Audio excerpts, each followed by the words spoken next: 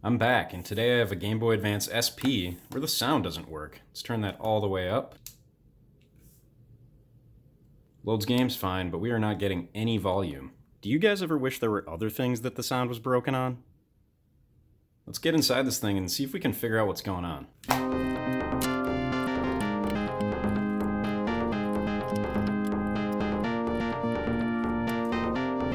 The ribbon cable on the SP can be a little tricky just because there's not much slack in it. This is the speaker, and we'll turn our attention to it in a second. First though, the game slot has a lot of white suspect residue by the solder pins, as well as by the charging port. And things are looking a lot better now.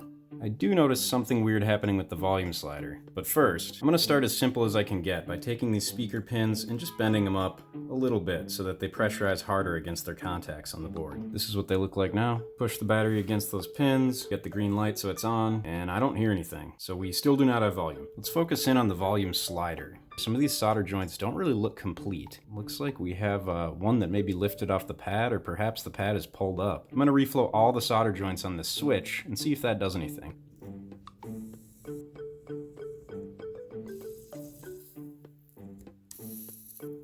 Try and get some of this excess off of here too. That was from the last person who worked on it. Still no volume. I'm bringing in another unit that has a known good speaker. I'm going to take the same board from the black SP and see if it works with it. Very interesting. It does not. Let's compare that with my other one. So it works with this board, so the issue is not the speaker, and instead there is something on the circuit board that is just preventing it from working properly. I don't know if it's the volume slider or something else. Now I'm going to put the board in the other shell half and fit a battery. It's on, you can see the light, and I'm going to see if I get a voltage reading at the speaker output, and I do not. Let's try the same thing on the good board. With this one I'm getting 1.25 volts, so the working one behaves like I might expect. Back to this one, it's still on, no voltage output. Something on the board is inhibiting the electrical signal to the speaker. Next is reflow all the pins on the audio amplifier, just in case there's something I can't see.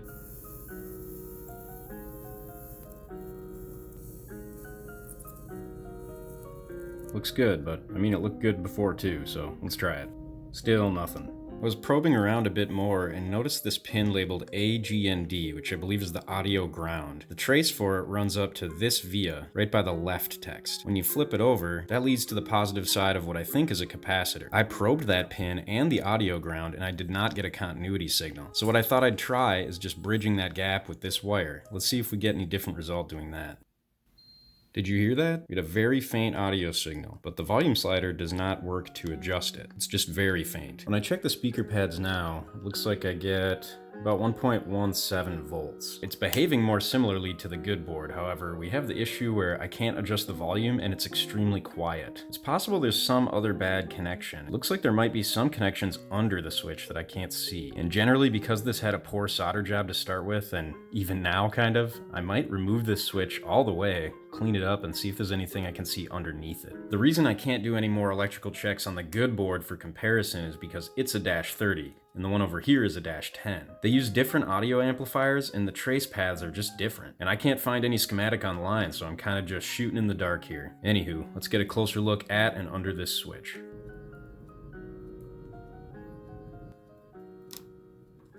I've cleaned up the switch pads and we can see that pad 4 actually came off. That may not be a big deal because it looks like it wasn't connected to anything. Some of the solder mask appears to be bubbled and lifted.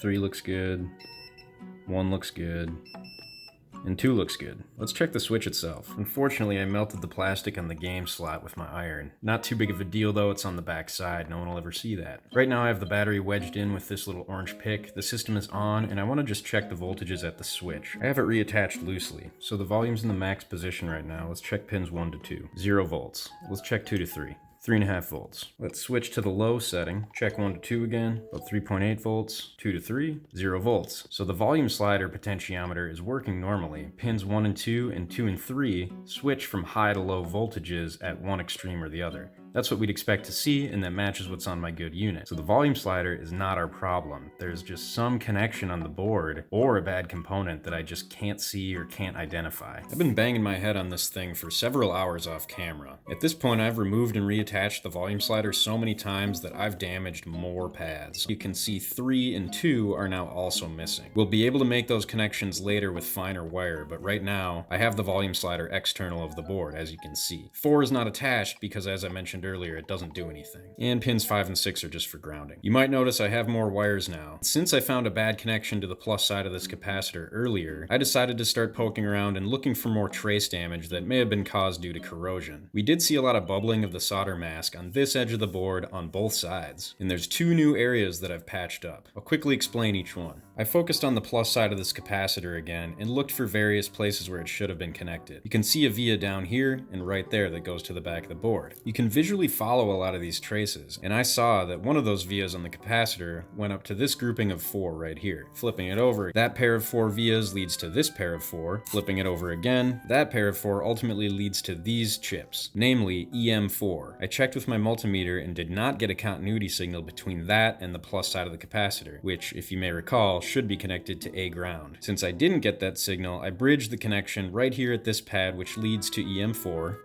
directly to the plus side of the capacitor. That's why we have 2 wires coming out now. So that alone didn't make a difference. I was still getting the very faint volume. And then I made a breakthrough. On the back side, I was just looking in this area, focusing on, back here are the vias that tie to the pads of the volume slider. And after checking the 3 functional ones, there was one that did not have a signal. I followed it and visually everything looked okay, so I started scraping away the solder mask. Where the issue revealed itself is right there. See how the trace is actually broken? That was caused by corrosion, and it was almost impossible to see visually because under this white ink and the solder mask, it looked just like the good traces over here. It wasn't until I abraded it with a knife that I could see that disconnection. So what I did was simply jump the gap from here to here. And since this is the back of one of the volume slider pads, it goes to the corresponding pin on the volume slider. So with 3 connections total repaired, let's see what happens when we turn it on now.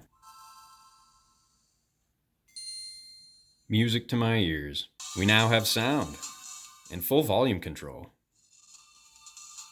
I'm super happy we were able to find the issue here. I was worried for a while that I was gonna have to trash this one. Now, of course, these large wires sticking out won't do at all.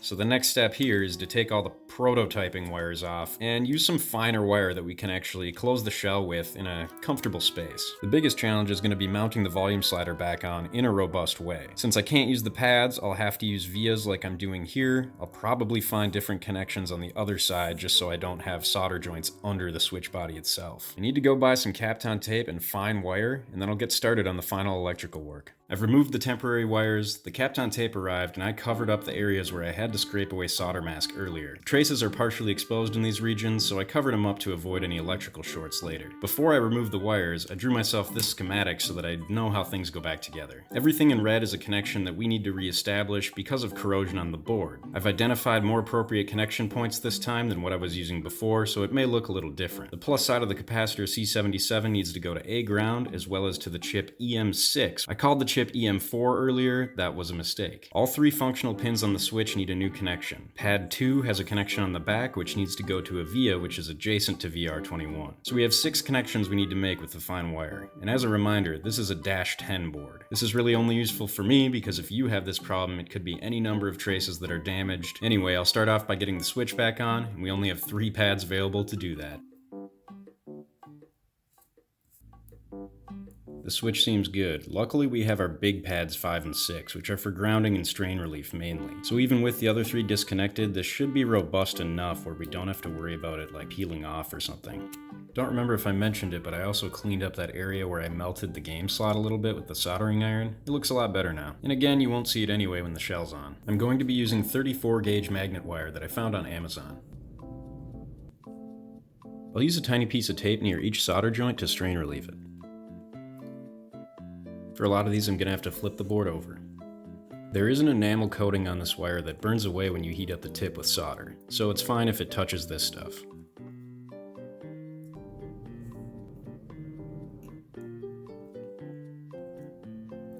Part of the challenge on these smaller wires going to the switch pins themselves are that I need to make sure I keep it clear of this sliding action.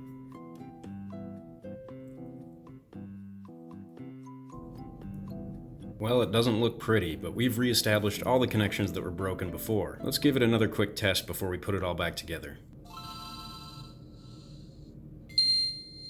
Seems like we're all good. Great news. I was a little worried, not gonna lie. We'll reassemble now and take one more look at the end.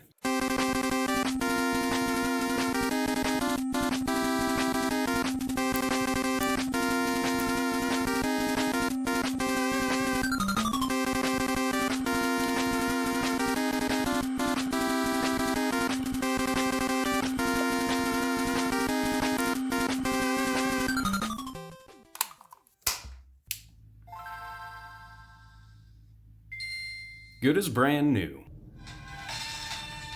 Got our volume adjustment and everything. I was a little bit worried about the D-pad because we did have to put wire under where that rubber membrane sits, but apparently it doesn't matter because that wire was really small. Well, I'm really glad we got this one fixed. It was an absolute doozy. For sure, one of the harder ones I've ever taken on, just because it was really unclear where the issue was. A sane man probably would have stopped a long time ago and said, it's not worth it. But I kind of took the issue personally. I wasn't gonna let this Game Boy get the better of me. So anyway, there you have it. I hope you enjoyed watching and could take something from this video. It was fun, kinda, for me. So, anywho, I will see you guys in the next video.